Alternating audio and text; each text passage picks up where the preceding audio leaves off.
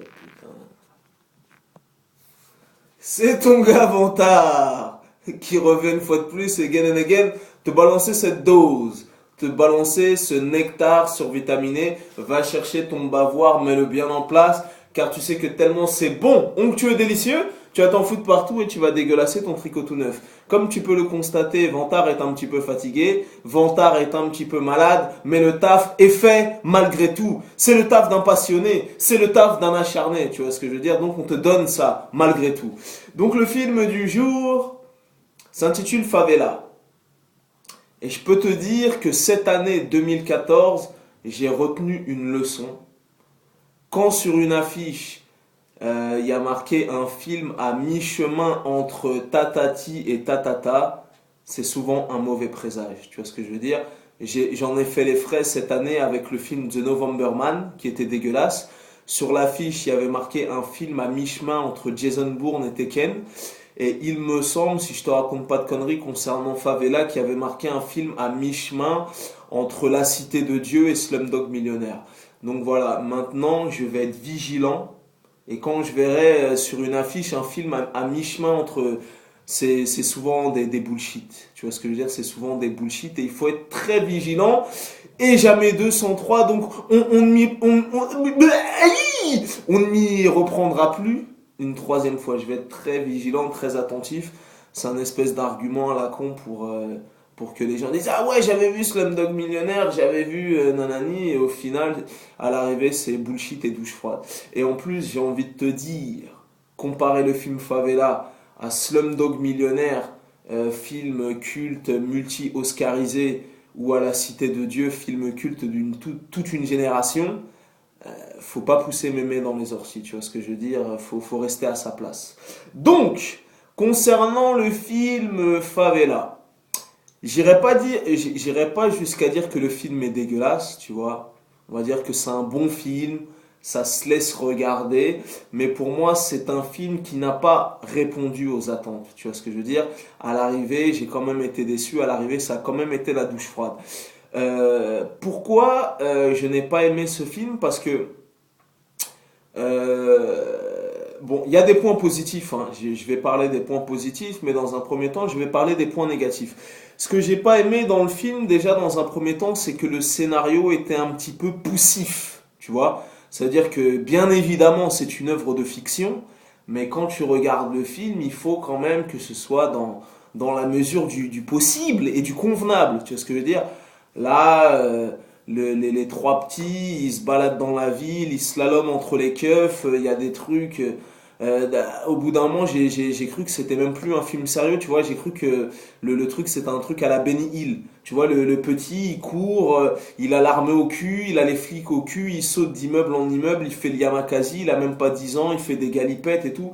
Le scénario, il est un petit peu poussif. Après, ce que je n'ai pas aimé, ben écoute, s'ils ont vendu ça comme un Slumdog Millionnaire ou comme un La Cité de Dieu, et en plus, bon, à ce niveau-là, ils ont pas totalement tort, entre guillemets, parce qu'il me semble que l'exécutif producteur sur le film Favelas, c'est Fernando Mireyes, j'espère que j'ai pas écorché son blaze, le réalisateur même de La Cité de Dieu. Donc il est quand même venu mettre son grain de sel, driver un petit peu le réalisateur sûrement dans les favelas et compagnie. Mais bon, bien évidemment, c'est pas un Cité de Dieu. Et j'ai envie de te dire, mon coco, si c'est un La Cité de Dieu bis, entre guillemets, comme ils t'ont vendu ça, eh ben c'est un La Cité de Dieu version Walt Disney, tu vois ce que je veux dire? Ils ont vraiment édulcoré le bail. Voilà, tu vois, limite pour rendre les favelas sympathiques, pour faire un film un petit peu larmoyant et compagnie. Et à l'arrivée, ça manque un peu de réalité, ça manque un petit peu réalité, de réalisme, d'authenticité, tu vois ce que je veux dire? Et ils ont vraiment édulcoré le bail. Oui, putain, j'ai du mal hein, ce matin. Et à l'arrivée, t'as l'impression de regarder La Cité de Dieu version Walt Disney, version Disney Channel. Et ça m'a un petit peu gavé. C'est un petit peu trop mielleux. C'est un petit peu trop saturé en guimauve. c'est un petit peu larmoyant, voilà. Et à l'arrivée, comme je t'ai dit, le film, il souffre de quelques longueurs, tu vois. Je pense qu'il aurait pu être raccourci au moins de 20 bonnes minutes, tu vois. 20 bonnes minutes, et encore je suis gentil. Donc voilà, ça se traîne un petit peu en longueur. Le film ne tient pas ses promesses. Le scénario est un peu poussif. Et voilà, et c'est vraiment La Cité de Dieu version, tu vois, accessible à tous, de 8 à 12 ans. C'est vraiment, à l'arrivée, parce que bon, c'est le réalisateur de Billy Elliot qui a fait ce film, hein, ainsi que le film The Reader. Donc peut-être que lui-même a une certaine sensibilité. Et voilà, à l'arrivée, ils t'ont vendu comme un... Parce que bon, on connaît que tu sais que dans les favelas, c'est impitoyable, dans les barrios, dans les bidonvilles et tout, que voilà, tu vois. Même si La Cité de Dieu de Fernando Miralles, film culte d'une toute une génération, n'est pas spécialement plus violent, quoique il y a que quelques scènes choc, mais au moins il t'a monté le vrai côté. Tu vois, regarde, je vais même te donner une anecdote perso. Voilà mon coco, va chercher un deuxième bavoir, mets-le bien en place. Ce style d'anecdote croustillante que Vantard te ramène, mon gars, tu vois ce que je veux dire? C'est-à-dire que demain, quand tu vas aller à ta pause à café avec ta touillette, tu pourras dire, ah ouais, vous saviez, Vantard a dit dans une vidéo que, voilà, ce style d'anecdote perso, concocté exclusivement pour toi, mon coco, tu vois. Vantard est une encyclopédie humaine, réalisateur, mise en scène, ce style de petite anecdote croustillante. Voilà, va chercher ton bavoir parce que, putain, mon gars, même moi, je vais mettre un bavoir. Celle-là, elle est délicieuse. Écoute-moi bien. Alors, je vais te donner une anecdote croustillante. Tu sais que, voilà, le film La Cité de Dieu n'a failli jamais voir le jour. Et je vais t'expliquer pourquoi. Voilà, anecdote perso, mon gars! Note dans un agenda comme ça, demain à la pause à café, quand la secrétaire va dire ah putain, elle est trop bonne, je vais chercher un angle d'attaque pour lui parler, je vais lui balancer cette punchline et qui sait, je repartirai avec elle. Écoute-moi bien. Donc, La Cité de Dieu, réalisé par Fernando Miralles ou je sais pas quoi, un truc comme ça. Ce film n'a jamais failli voir le jour. Tu sais pourquoi? Anecdote réelle. Le mec se pointe, Fernando Miralles, le premier jour du tournage de La Cité de Dieu. Il fait 5 pas dans les favelas, dans les barrios, tu vois? Tu vois ce que je veux dire? Il arrive sur le lieu du tournage, il pose même pas un pied. Il y a un mec qui arrive derrière et il lui braque un pistolet sur la tempe. Le mec était à 2 doigts de le flinguer. Et là, il y a un mec qui s'était porté garant pour le tournage du film dans les favelas de La Cité de Dieu et compagnie qui arrive qui dit oh, arrête tes conneries, c'est le réalisateur de La Cité de Dieu, ne le flingue pas. Tu vois ce que je veux dire? Mais à 5 minutes près, eh ben, je peux te dire que fait divers, nanani, le réalisateur, il se serait fait flinguer avant même d'avoir démarré le tournage. Tu vois ce que je veux dire? Donc La Cité de Dieu, c'est ça, tu vois. C'est cru, c'est les unités d'élite qui partent dans les favelas, c'est la corruption, la pauvreté, la misère, tout ça et tout. Et le réalisateur de trucs a essayé un petit peu d'édulcorer le bail, de mettre des couleurs un petit peu flashy.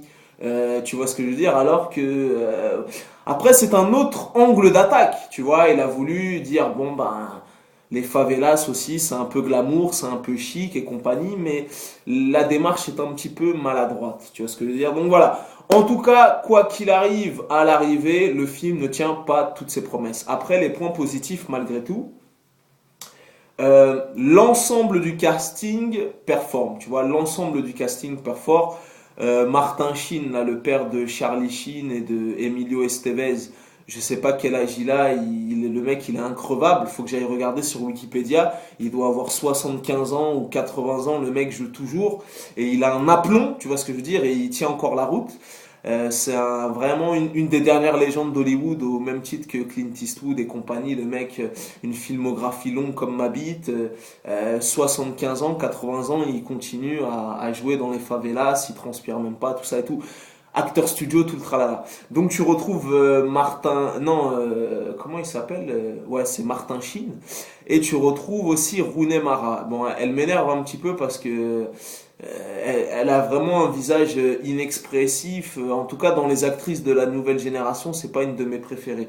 Et tu l'avais vu dernièrement dans le remake de la trilogie Millennium. Ils l'ont adapté en version US, là, l'homme qui n'aimait pas les hommes ou qui avait un tatouage dans le dos, je sais pas quoi, et ben c'était elle qui jouait, elle lui avait fait une coupe de punk et compagnie. Et voilà, et c'était réalisé par David Fincher, ou je les confonds toujours là, le réalisateur de... Ouais, c'est David Fincher, hein, il me semble, si je te raconte pas de bullshit. Bon, bref, en tout cas, à l'arrivée, le film ne tient pas ses promesses, voilà, malgré un casting qui performe, dont les petits, les protagonistes, les trois petits dans le film, ils sont excellents, tu vois. Vraiment un jeu sans fioriture, un jeu brut de décoffrage. Et ils doivent être pas spécialement âgés, ça doit pas être spécialement des acteurs confirmés. À mon avis, ils les ont castés un casting sauvage. Ils ont dit, toi, on aime bien ta gueule, toi aussi, tu veux que je te passe 5 roupies pour aller t'acheter une canette de coca, allez, viens par ici, viens tourner dans mon film, comme ça tu auras un petit peu d'oseille.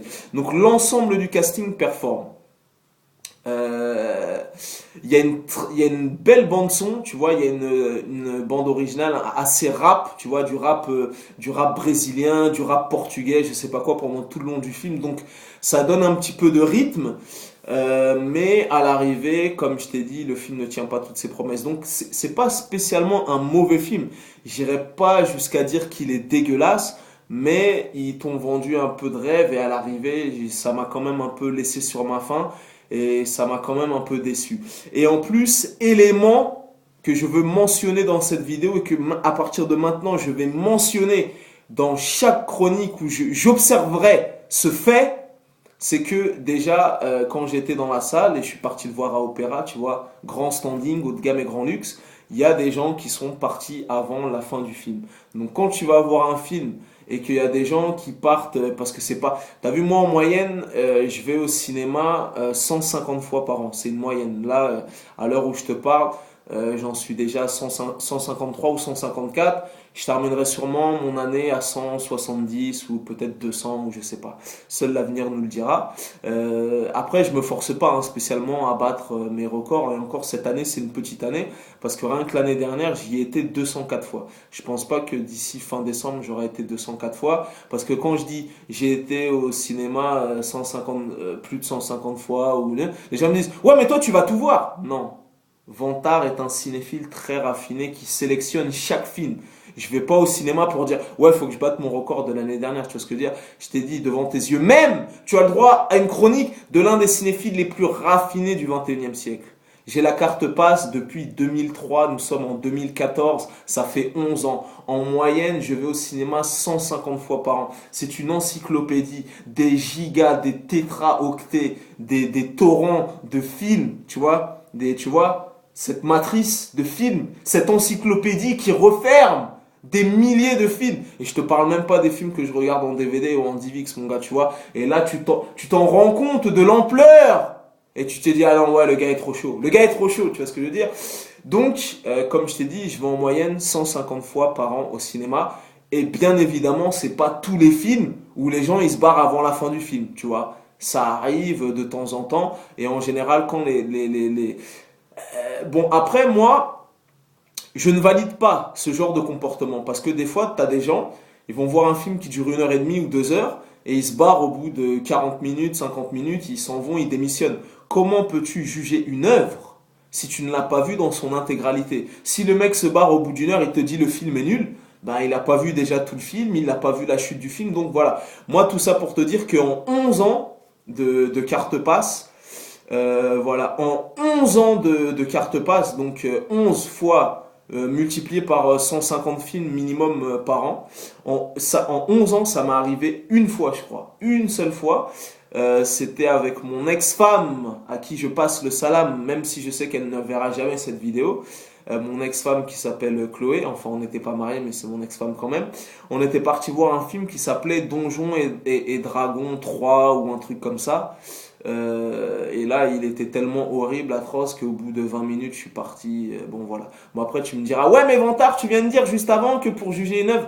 Ouais, mais là, j'en pouvais plus. Et j'étais avec ma femme, et elle a dit, allez, vas-y, viens, on se casse. Et je me suis cassé. Bon, ça m'est arrivé qu'une seule fois en 11 ans. Mais même de nos jours, ben, même si le film est nul, je regarde quand même jusqu'à la fin. Parce que quand Vantard vient t'apporter cette dose, ce nectar survitaminé qui dégueulasse tout ton tricot, il veut que, tu vois ce que je veux dire, la chronique soit la plus juste, la plus honnête, la plus objective et la plus aboutie possible.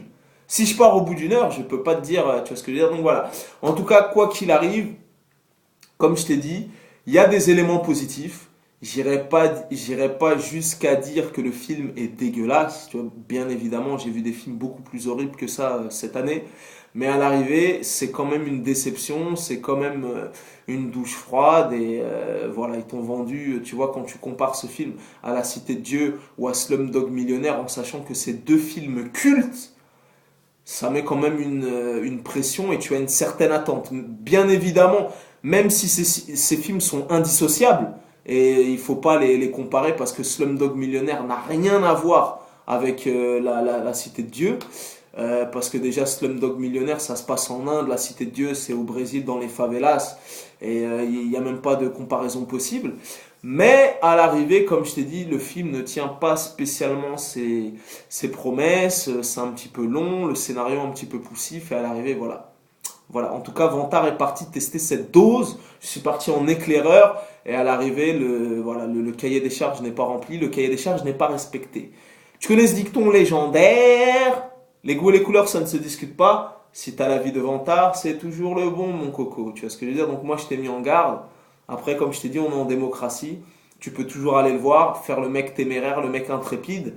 Si tu ressors de la salle en boitant parce que tu te seras mangé une banane, un fist fucking dans le fion et qu'il y aura un petit filet de sang qui s'échappera de ton trou de balle, tu pourras pas dire que dans cette vidéo, je ne t'ai pas mis en garde. Parce que bien évidemment, c'est pas spécialement un film que je te recommande, ça vaut pas le coup.